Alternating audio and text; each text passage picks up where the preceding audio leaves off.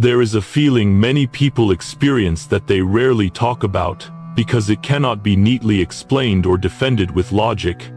It arrives quietly, without announcement. You sense that something in your life is shifting, that a direction no longer fits, or that a change is approaching even though nothing obvious has happened yet. You cannot point to a single reason. There is no clear evidence. And yet, the feeling remains. It lingers in the background of your thoughts, returning in moments of stillness, as if your inner world is trying to speak in a language deeper than words.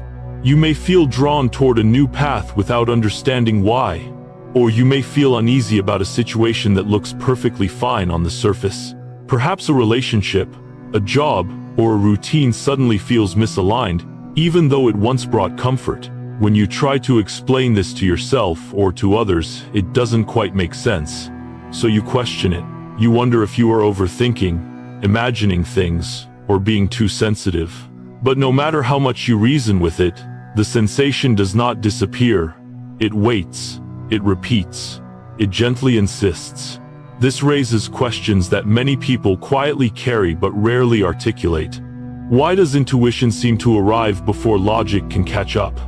Why do certain inner sensations persist, even when your rational mind resists them? Why does your body feel calm in one direction and tense in another, even when both choices look equally reasonable? These questions point to something important, something we are often taught to ignore in favor of practicality and proof. The mind is trained to look for certainty, evidence, and clear cause and effect. It wants to understand before it moves. But intuition operates differently. It senses alignment rather than facts. It recognizes truth before it can be articulated.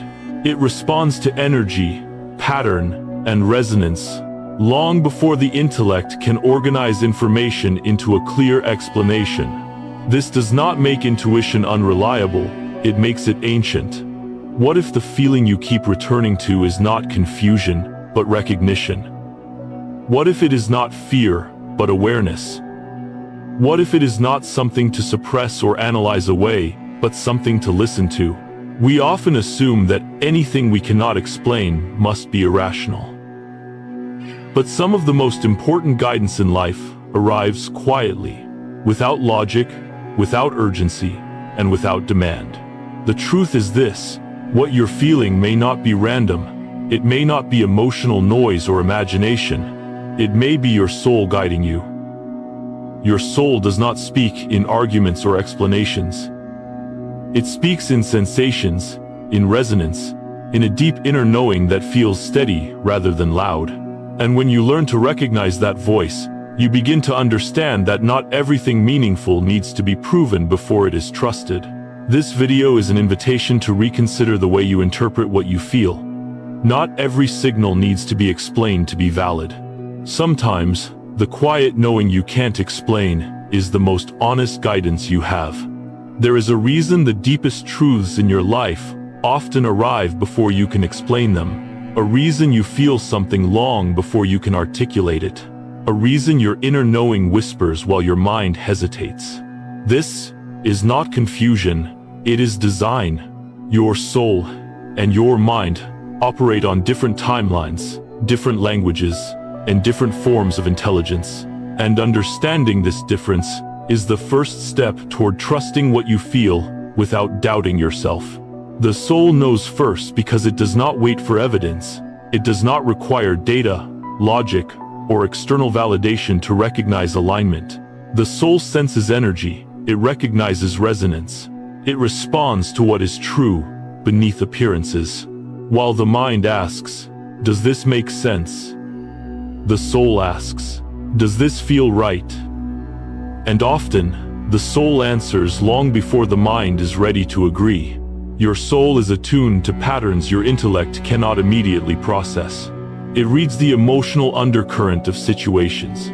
It feels the direction of growth.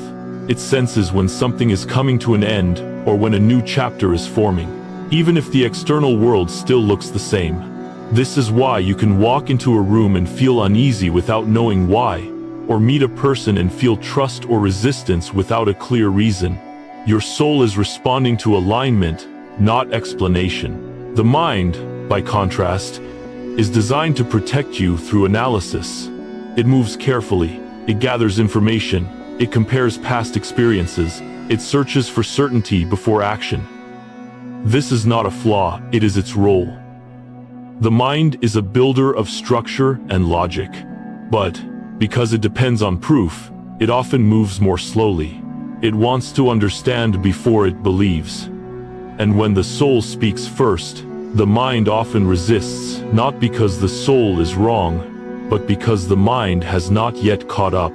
This gap between soul and mind is where many people begin to doubt themselves. They feel something deeply, but cannot explain it, so they dismiss it. They sense misalignment, but stay anyway, because the reasons are not yet clear. They feel drawn toward a new direction, but hesitate because it doesn't make sense on paper. Over time, this disconnect creates inner conflict. The soul whispers, the mind argues, and the person feels torn between knowing and proving. But intuition is not emotional reaction. This distinction is crucial. Emotional reactions are loud, urgent, and unstable. They fluctuate with mood, fear, and desire. Intuition, by contrast, is quiet and consistent. It does not rush you. It does not panic. It does not demand immediate action. It repeats itself gently over time, especially in moments of stillness. Where emotion shouts, intuition persists. Where fear contracts, intuition steadies. This is because intuition is the soul's deep memory. It carries the accumulated wisdom of your lived experiences, what felt safe, what drained you, what expanded you, what diminished you. It remembers lessons your conscious mind may have rationalized away. It recognizes patterns your intellect may have normalized. Intuition is not guessing, it is remembering. Remembering what alignment feels like. Remembering what truth feels like in your body. Remembering who you are beneath conditioning and expectation. The soul also operates beyond linear time. While the mind is focused on immediate cause and effect, the soul senses trajectory. It feels where a path leads, not just where it begins. This is why you can feel uneasy about a choice that looks good right now, or calm about a step that feels uncertain in the moment. The soul is not reacting to the present alone. It is responding to direction. It knows when something will cost you peace later, even if it offers comfort now. Because the mind moves more slowly, it often tries to override intuition with logic. It asks for reasons before permission. It wants certainty before trust. And when it cannot find proof, it labels intuition as irrational. But intuition was never meant to compete with logic. It was meant to guide it. The soul points the direction. The mind figures out the steps. When these two work together, life flows. When they are at odds, anxiety grows. Many people were taught to distrust their inner knowing. They were encouraged to value facts over feelings, productivity over presence, explanation over experience.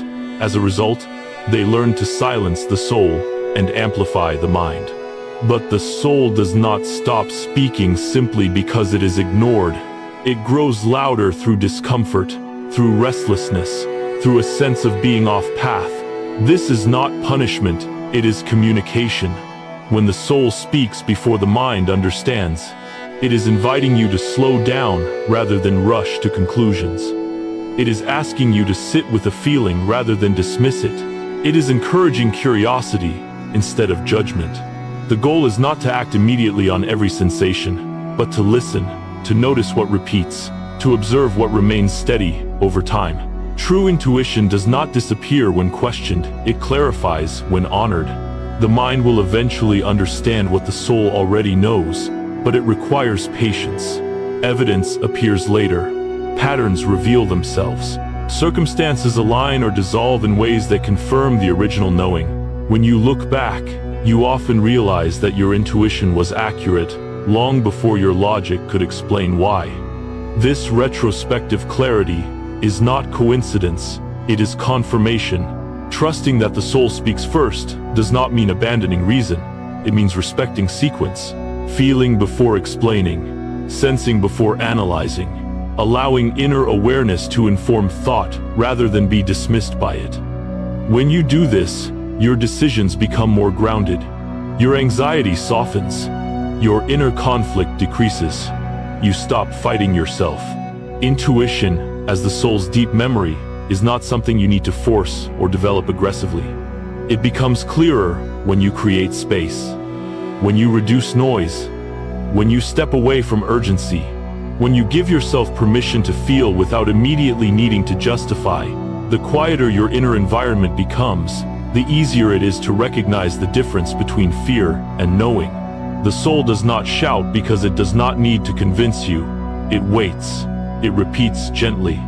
It trusts that when you are ready, you will listen. And when you do, you begin to realize that the guidance you have been seeking externally has been present internally all along. Your soul speaks before your mind understands because it is designed to guide, not argue. And when you learn to honor that order, you stop doubting yourself for what you feel and start trusting that your inner knowing is not a weakness, but a form of wisdom that has been with you longer than logic itself. One of the most important skills you can develop on your inner journey is the ability to tell the difference between fear and true inner knowing. Many people struggle not because they lack intuition, but because fear often disguises itself as guidance. It speaks loudly, urgently, convincingly. And when you don't know how to recognize its tone, you may mistake anxiety for intuition and urgency for truth. Learning this distinction is essential, because not every feeling deserves your attention, but true intuition always carries a quiet clarity that does not demand, rush, or overwhelm. Fear has a very specific energy. It feels rushed. It pressures you to act now, before you have time to breathe or reflect. Fear says, if you don't decide immediately, you'll lose everything. It creates mental noise loops of worst-case scenarios, imagined outcomes, and self-doubt. Your body tightens. Your chest contracts. Your thoughts race. Fear narrows your vision until all you can see is threat. Even when fear pretends to be helpful, it is driven by protection, not wisdom. Its goal is not alignment, but avoidance. Fear is also chaotic. It jumps from one possibility to another without settling. One moment, it tells you to move forward. The next, it tells you to stop. It contradicts itself. It reacts to external pressure, comparison, and expectation. Fear is influenced by other people's opinions, timelines, and definitions of success. That is why it grows louder when you compare your life to others or feel behind. Fear does not come from truth. It comes from uncertainty, mixed with self-protection. Another key sign of fear is contraction. When fear leads, your world feels smaller. Options disappear. You feel trapped between bad choices. Even good decisions feel heavy, because fear frames everything as risk. You feel like you must sacrifice yourself to stay safe, or abandon yourself to be accepted. Fear drains energy. After following fear, you often feel exhausted, not relieved. There is no real peace, only temporary avoidance. Inner knowing, by contrast, feels completely different. It does not rush you. It does not shout. It does not argue. It arrives calmly, even when the message itself is challenging. Soul guidance feels deep rather than loud. It settles into you instead of overwhelming you. You may not immediately like what it suggests, but it feels true. There is a sense of steadiness beneath the uncertainty, as if something inside you is anchored even when the future is unclear. True intuition is repetitive, not frantic. It does not disappear when ignored. It returns gently over time. You may notice the same feeling surfacing again and again in moments of quiet, during a walk, before sleep, in stillness. It doesn't demand action. It invites awareness. It waits for you to be ready. Where fear escalates, intuition persists. Where fear pressures, intuition remains patient. Inner knowing also expands rather than contracts. Even when it calls you towards something unfamiliar, it opens your inner world. You feel more like yourself, not less. You may feel nervous, but not panicked. You may feel unsure, but not scattered. There is space to breathe. There is room to think. There is a subtle sense of rightness that does not depend on immediate clarity. This is because soul guidance aligns you with truth, not comfort. Another important difference is how fear and intuition behave over time. Fear intensifies when you focus on it. The more you analyze fearful thoughts, the louder they become. Intuition, however, becomes clearer with stillness. The more space you give it, the more refined it feels. Fear feeds on noise. Intuition reveals itself in quiet. This is why moments of rest, solitude, or reflection are often when inner knowing becomes unmistakable. Fear is also reactive. It responds to external triggers, news, conversations, expectations, comparisons. Inner knowing is responsive, not reactive.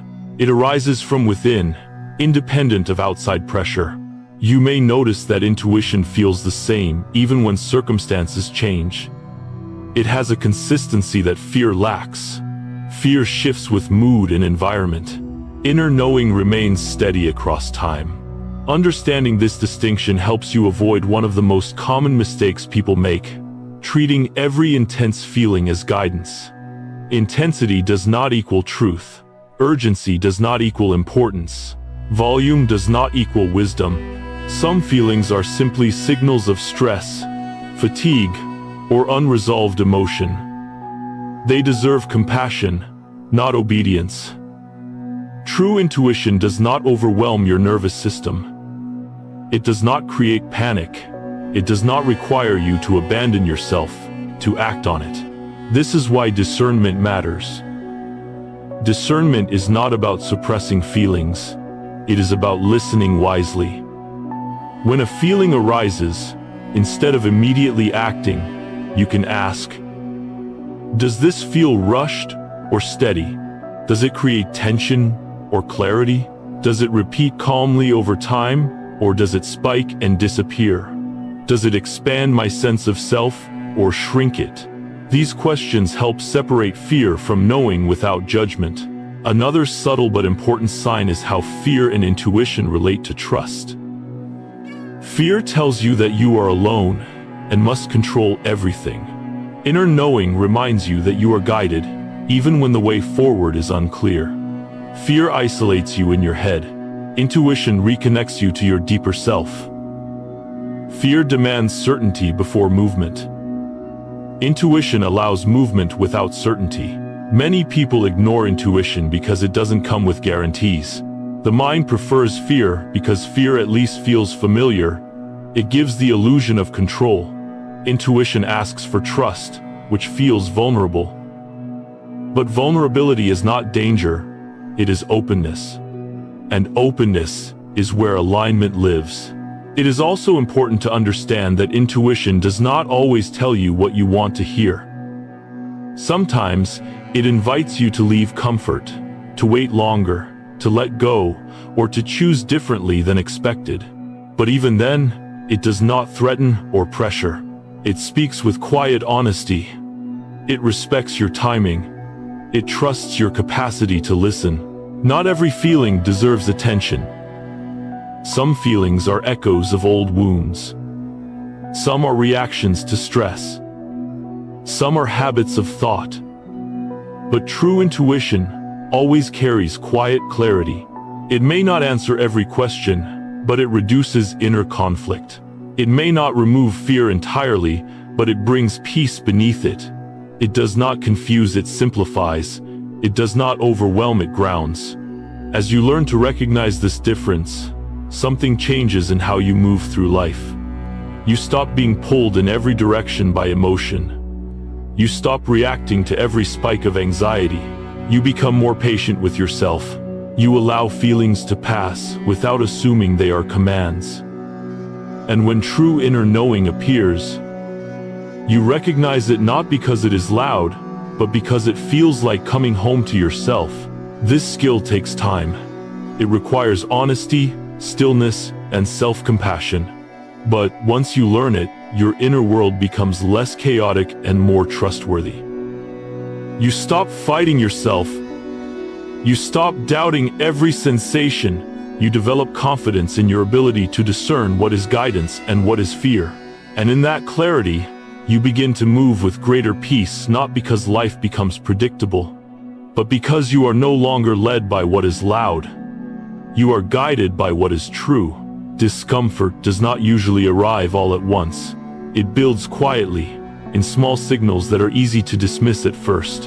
A subtle heaviness in your chest, a tiredness that sleep does not resolve, a sense that something feels off even when life appears fine on the surface. These are not random sensations, and they are not signs of failure. They are messages. When the soul is ignored, it does not retaliate, it communicates. And the language it uses is discomfort. One of the earliest signs of ignoring intuition is a gradual loss of energy. You may notice that tasks which once felt manageable now feel draining. Motivation fades without a clear reason. You push yourself to keep going, but everything requires more effort than it should. This exhaustion is not laziness. It is misalignment. Energy flows naturally when you are moving in a direction that resonates with your deeper truth. When you move against that current, staying where you no longer belong, saying yes when your inner voice says no, forcing paths that feel wrong, energy leaks away. The soul conserves its strength when it senses you are not listening. This loss of energy is often misunderstood as burnout alone. But burnout has many forms. And spiritual burnout occurs when you repeatedly override inner knowing. Each time you silence intuition, you ask your system to operate without guidance. Over time, this creates friction. Your actions no longer match your inner compass, and that mismatch requires constant compensation. The body tires, the mind fogs, the spirit withdraws. Discomfort grows not to punish you, but to slow you down enough to notice what you are ignoring. Alongside fatigue comes a feeling of being directionless. You may still be busy. You may still be productive. But beneath the activity, there is a hollow sense of drifting. Goals lose meaning. Achievements feel empty. You move from one obligation to the next without a sense of purpose connecting them. This is one of the clearest signs that intuition has been sidelined. The soul provides direction through alignment, not through schedules. When you stop listening to it, movement continues, but meaning fades. Feeling directionless can be deeply unsettling because it challenges identity. You begin to ask, what am I doing all this for? Or, why doesn't this satisfy me anymore? These questions are not signs of ingratitude. They are signals of evolution. Your soul is attempting to redirect you toward growth, but if the mind insists on staying where it is familiar, tension arises. The result is movement without clarity, activity without alignment. Another common manifestation of ignoring the soul is anxiety without an obvious cause. Nothing is wrong externally, yet your nervous system remains on edge. Thoughts loop. Worry appears without a clear trigger. You may feel restless or uneasy without knowing why. This kind of anxiety often confuses people because it does not seem justified. But this anxiety is not random, it is informational. It is the body's response to internal contradiction. When intuition is ignored, the system becomes divided. One part of you senses misalignment. Another part insists on continuing as usual. This inner conflict creates stress. Anxiety emerges not because danger is present, but because coherence is missing. The soul is saying one thing, the mind is doing another, and the nervous system feels the strain of holding both. This anxiety often intensifies when you are quiet. In stillness, distractions fall away, and inner signals become harder to ignore. This is why discomfort can feel louder at night or during moments of rest. The soul uses quiet to speak, and if you have been avoiding its message, it will repeat itself through sensation, not to frighten you, but to bring awareness. It is important to understand the key truth here. Discomfort is not punishment. It is not evidence that you have done something wrong. It is not a sign that you are broken. Discomfort is a signal for realignment. It is feedback. It is your inner guidance system working as intended, just as physical pain alerts you to injury. Emotional and spiritual discomfort alert you to misdirection. When discomfort grows, it is often because the soul has been patient for a long time. It has whispered, it has nudged, it has repeated itself gently. And when those signals are consistently ignored, the message intensifies not in anger, but in urgency. Not urgency that panics, but urgency that seeks attention. The goal is not to overwhelm you. The goal is to invite you back into alignment before deeper exhaustion sets in. Many people respond to discomfort by trying to fix symptoms rather than listening to signals. They distract themselves. They push harder. They look for external solutions to internal misalignment. While some relief may come temporarily, the discomfort returns because the root has not been addressed. The soul does not require perfection or immediate action. It requires honesty. It asks you to acknowledge what you feel, even if you are not yet ready to change everything. Realignment does not mean dramatic upheaval. It often begins with small, quiet adjustments. Saying no where you have been forcing yes. Creating space where you have been rushing.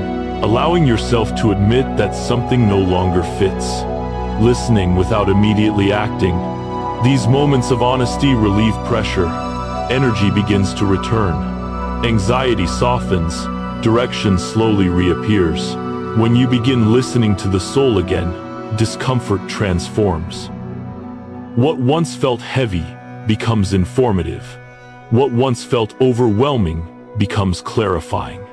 You start to understand why certain paths drained you and others sustained you. You recognize that the unrest was not an enemy, it was a guide you had misunderstood. Ignoring intuition does not make it disappear. It makes it speak through the body, through emotion, through restlessness.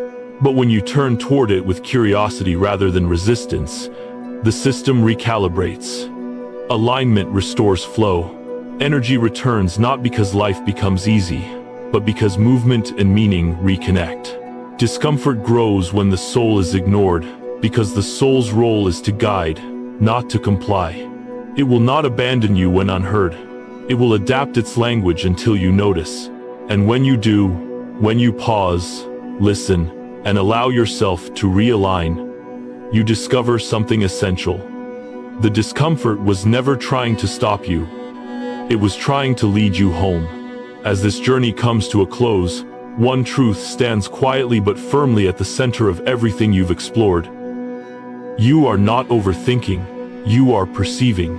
What you have been feeling is not weakness, confusion, or imagination. It is awareness. It is your inner world recognizing patterns, misalignment, and direction long before your rational mind has the language to explain them. Sensitivity, in this sense, is not something to fix. It is something to understand and honor. Your feelings are not random. They do not appear without purpose.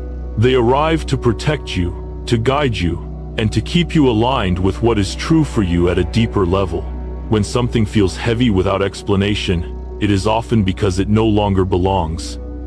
When something feels calm despite uncertainty, it is often because it aligns with who you are becoming. These sensations are not obstacles, they are signals. And the more you learn to listen without judgment, the clearer the path becomes. There is also no need to rush. Urgency often comes from fear, not truth. You do not need to force clarity before it is ready to arrive. You do not need to make permanent decisions in moments of temporary emotion. What you are asked to do instead is far simpler and far gentler.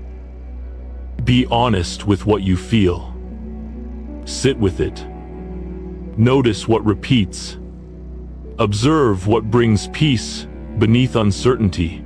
Alignment does not demand speed, it responds to sincerity. When you trust what you feel before you can see the full picture, something shifts inside you. You stop fighting yourself. You stop dismissing your inner signals as inconvenience. You begin moving with more grace. and less resistance. Life may not become predictable, but it becomes coherent. The inner conflict quiets, the noise fades, and even when answers are incomplete, you feel grounded enough to keep walking. This kind of trust does not remove responsibility, it refines it. You still think, choose, and act, but you do so from a place of inner alignment rather than fear-driven urgency. You learn that clarity is not always immediate, but it is always accessible when you are willing to listen. The path does not reveal itself all at once. It reveals itself step by step, feeling by feeling, moment by moment. If this message resonated with you, if it gave language to something you've been carrying quietly, consider supporting its reach.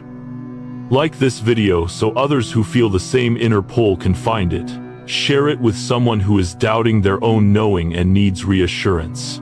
And subscribe to the channel so we can continue exploring these deeper truths together.